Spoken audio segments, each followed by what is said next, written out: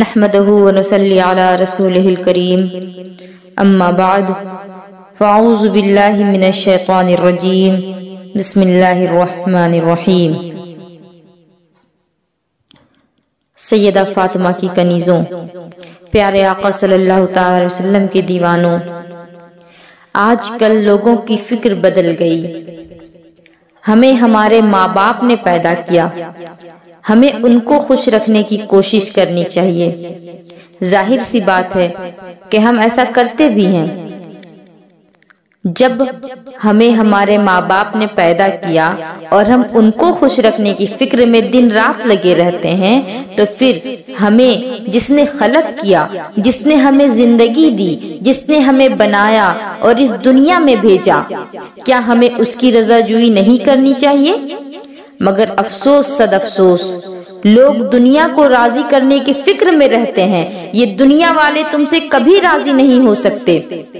تم ایک کو راضی کرو گے تو دوسرا ناراض ہو جائے گا، دوسرے کو راضی کرو گے تو تیسرا ناراض ہو جائے گا، اور یہ سلسلہ کبھی ختم نہیں ہوگا۔ مخلوق کو خوش کرنے کے لیے خالق کو ناراض نہ کرو، بلکہ آج جو بچے بگڑ رہے ہیں، بچے ماں باپ کی وجہ سے بگڑ رہے ہیں۔ گھر کے اندر کا ماحول ہی اتنا گندا کر رکھا ہے کہ ہمارے بچوں کو گناہ کے لیے کہیں ٹریننگ لینے کی ضرورت نہیں، اس لیے کہ ماں باپ ہی کافی ہیں۔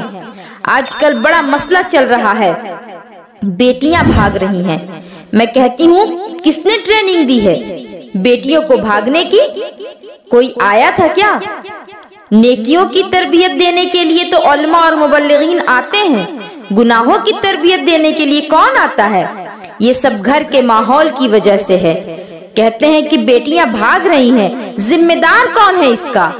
ماں باپ ہیں۔ جب ماں اپنی بیٹی کو اپنے بازو میں لے کر بٹھا کر سیریل دیکھے گی اور ہیرو اور ہیروئن کے بھاگنے کے مناظر دکھائے گی، تو پھر بیٹی کرے گی کیا؟ یہی سب نہ کرے گی؟ وقت سے پہلے بچے بالغ ہو رہے ہیں، وہ مناظر ہم نے اپنے بچوں کو اپنے بازو میں لے کر دکھائے۔ فلموں نے، سیریلوں نے بیڑا غرق کر دیا ہے معاشرے کا۔ کل تک بچیاں شادی ہونے تک جو چیزیں جانتی نہیں تھی، آج کے بچے ان چیزوں سے بھی آگے نکل گئے ہیں، الا ماشاء اللہ۔ اور اب تو اتنی بھیانک صورت ہے کہ بچیاں غریبی کا بہانہ لے کر، کوئی شادی نہ ہونے کا بہانہ لے کر، طرح طرح کے بہانے لے کر، مسلمان تو مسلمان غیر مذہب کے لڑکوں کے ہاتھ میں بھی اپنا ہاتھ دے کر کے بھاگتی نظر آ رہی ہیں۔ کچھ ایسی بھی ہیں کہ جو اللہ اور رسول کی بھی پرواہ نہیں کرتی۔ میں یہ نہیں کہتی کہ ساری بچیاں ایسی ہیں، کچھ بچیاں ایسی ہیں، اور لیکن آج بھی اس دنیا کے اندر اگر کوئی مذہب ہے جس کے اندر عورتوں کی حفاظت ہے، جس مذہب میں عورتیں باحیا اور باپردہ ہیں، تو وہ مذہب صرف اور صرف مذہب اسلام ہے۔ مذہب اسلام کی عورتیں آج بھی ساری دنیا میں سب سے زیادہ باپردہ اور باحیا مانی جاتی ہیں۔ بے پردگی کے چند حادثات تو ہوئے ہیں، میں اس کا انکار نہیں کرتی، لیکن ہماری یہ کوشش ہے کہ ہماری کوشش کو اللہ کامیاب کرے اور ہمارا پیغام بیٹیوں تک پہنچے، عورتوں تک پہنچے، تاکہ وہ اپنی غیرت کو سمجھیں، اپنی عزت کو سمجھیں۔ سیدہ فاطمہ کی کنیزوں، یہ تمہیں کیا ہو گیا ہے؟ گھر کے اندر فلم کا ماحول، گھر کے اندر مغرب کا ماحول، گھر کے اندر عریانیت کا ماحول، گھر کے اندر ننگا پن، گھر کے اندر بے پردگی کا ماحول۔ حیرت ہے، آج ایک بھائی اپنی بہن کو بے پردہ باہر لے کر چلا جاتا ہے، آج ایک باپ اپنی بیٹی کو بے پردہ لے کر گھومتا ہے، آج ایک شوہر اپنی بیوی کو بے پردہ لے کر گھومتا ہے۔ باغوں کی سیر کی جا رہی ہے بے پردہ ہو کر، پہاڑوں کی سیر کی جا رہی ہے بے پردہ ہو کر۔ سن لو، اللہ اکبر، ہم سب کے آقا حضور تاجدار مدینہ صلی اللہ تعالی علیہ وسلم نے فرمایا کہ جنت کے دروازے پر یہ عبارت لکھی ہوئی ہے کہ اللہ نے جنت دیوسوں کے لیے حرام کر رکھی ہے۔ جنت دیوس کے لیے حرام ہے، حرام۔ اللہ اکبر۔ صحابہ کرام نے پوچھا کہ آقا یہ دیوس کون ہے؟ تو میرے آقا صلی اللہ تعالی علیہ وسلم نے ارشاد فرمایا کہ جس گھر کی عورتیں بے پردہ گھومیں اور مرد قدرت رکھنے کے باوجود انہیں نہ روکے، انہیں نہ منع کرے، تو ایسے مرد دیوس ہیں۔ نہ اللہ ان کی نمازیں قبول کرتا ہے اور نہ ہی ان کی دعائیں قبول کرتا ہے اور نہ ہی وہ جنت میں داخل ہوں گے۔ آج جب علماء لوگوں سے موٹے لباس پہننے کی بات کرتے ہیں تو لوگ کہتے ہیں کہ یہ مولوی لوگ تو بڑے ہی دقیانوسی سوچ کے لوگ ہیں، آج بھی پرانے خیالات میں جی رہے ہیں، ہم موٹے لباس کیسے پہنیں گے؟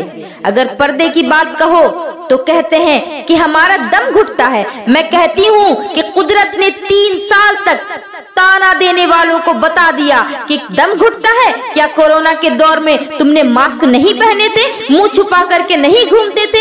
اس وقت تو دم نہیں گھٹتا تھا، آج تمہارا دم کیوں گھٹتا ہے؟ تو لوگ کہتے ہیں نہیں، بیماری سے بچنے کے لیے ہم نے منہ چھپا لیا تھا۔ میں کہتی ہوں ارے او نادان، جب بیماری سے بچنے کے لیے منہ چھپایا جا سکتا ہے تو اللہ کے دردناک عذاب سے بچنے کے لیے بیٹیوں کو پردے میں کیوں نہیں رکھا جا سکتا؟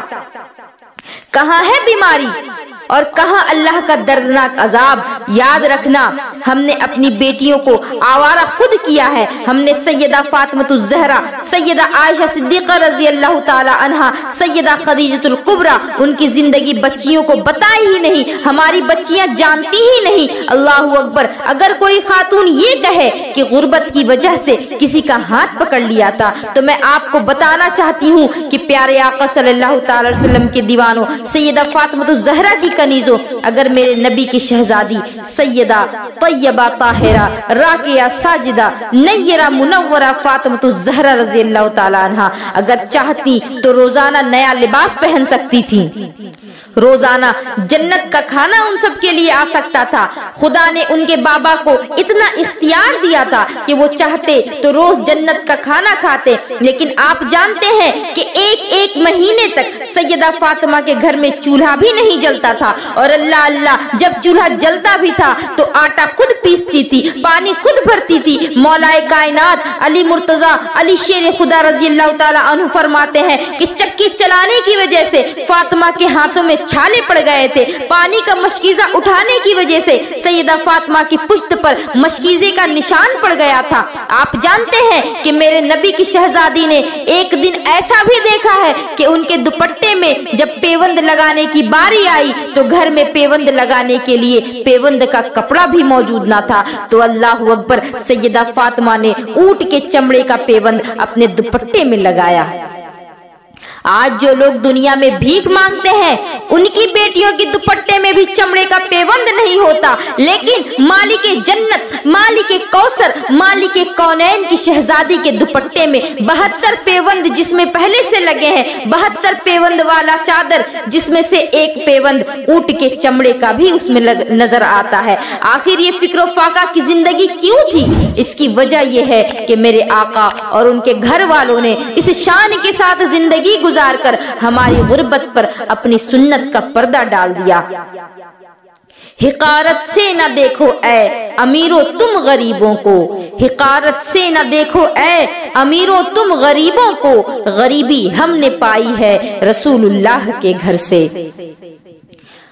اور اگر کسی کے گھر میں ہفتے بھر چولہا نہیں جلے گا تو کوئی یہ نہیں کہے گا کہ یہ نکما ہے، بلکہ جس کے گھر میں چولہا نہیں جلے گا وہ فخر سے یہ بات کہہ سکے گا کہ آج میں نے اپنے نبی کی سنت پر عمل کیا ہے۔ اگر کسی کی بیٹی کے دوپٹے میں پیوند ہوگا تو لوگ اس کی غربت کا مذاق نہ اڑا سکیں گے، بلکہ اس کی غربت پر نبی اور آل نبی نے اپنی سنت کا پردہ ڈال دیا۔ جب میرے آقا نے سیدہ فاطمہ الزہرا رضی اللہ تعالیٰ عنہ کی دوپٹے میں چمڑے کا پیوند دیکھا تو فخر موجودات حضور سرور کائنات صلی اللہ تعالی وسلم کی نورانی آنکھوں میں آنسو آ گئے، آپ رو پڑے، اور آپ کو روتا دیکھ کر کے مولا کائنات علی شیر خدا بھی رو پڑے، اور ان دونوں کو روتا دیکھ کر کے سیدہ فاطمہ بھی رو پڑی۔ پھر سرکار دو عالم صلی اللہ تعالی علیہ وسلم نے سیدہ فاطمہ کے سر پر ہاتھ پھیرا اور پھر فرمایا کہ بیٹی رو مت، کیا تو اس بات سے خوش نہیں کہ دنیا والوں کے لیے دنیا کی نعمتیں ہیں اور محمد اور آل محمد کے لیے آخرت کی نعمتیں ہیں؟ سبحان اللہ، کیا خوبصورت انداز میں میرے آقا نے تسلی دی۔ ایسا تھا ہمارے آقا کا کردار، ایسی تھی ہمارے آقا کی تربیت، اور سرکار نے جیسی تربیت اپنی بیٹیوں کو دی، سیدہ فاطمہ الزہرا کو دی، سیدہ فاطمہ الزہرا نے بھی ویسی ہی تربیت حسنین کریمین کو دی، امام حسن و حسین کو دی کہ سر تو کٹا دیا لیکن باطل کے سامنے سر نہیں جھکایا۔ ہمیں آتا نہیں فن سر جھکانے کی بات کرنے کا، ہمیں آتا نہیں فن سر جھکانے کی بات کرنے کا، ہم حق کی بات پر گردن کٹانے کے قائل ہیں۔ اور شاہ است حسین بادشاہ است حسین، شاہ است حسین بادشاہ است حسین، دی است حسین دی پناہ است حسین، اور سر دہد نہ دہد دست در دست یزید، سر دہد نہ دہد دست در دست یزید، حقہ کے بنا لا الہ است حسین۔ ہمیں اپنی اولاد کو اسلام کی تاریخ سنانی چاہیے، ہمیں کرب و بلا کا وہ منظر یاد دلانا چاہیے جس میں بھوکے اور پیاسے 72 نہتوں نے ان دشمنوں کا کس طرح سے دلیری کے ساتھ سامنا کیا اور مذہب اسلام کے پرچم کو بلند رکھا۔ ہمیں سیدہ فاطمہ کی کہانی، ہمیں سیدہ فاطمہ الزہرا رضی اللہ تعالیٰ عنہا کا اخلاق، ان کی کردار اپنی بچیوں کو سنانا چاہیے تاکہ ان کے اندر بھی شرم و حیا کا جوہر ان کے اندر بھی پیدا ہو سکے اور وہ بھی سیدہ فاطمہ الزہرا کی کنیز ہونے کا حق ادا کر سکیں۔ اور اگر آپ کو موبائل سے اتنا ہی پیار ہے، اگر آپ اپنے بچوں کو موبائل دکھانے کا اتنا ہی شوق رکھتے ہیں، تو پھر اسلام کی تاریخ کے واقعات موبائل میں ہی آپ اپنے بچوں کو سنائیں اور خود بھی سنیں اور اپنی زندگی میں انہیں اتارنے کی کوشش کریں۔ وما علینا الا البلاغ۔ السلام علیکم ورحمۃ اللہ وبرکاتہ۔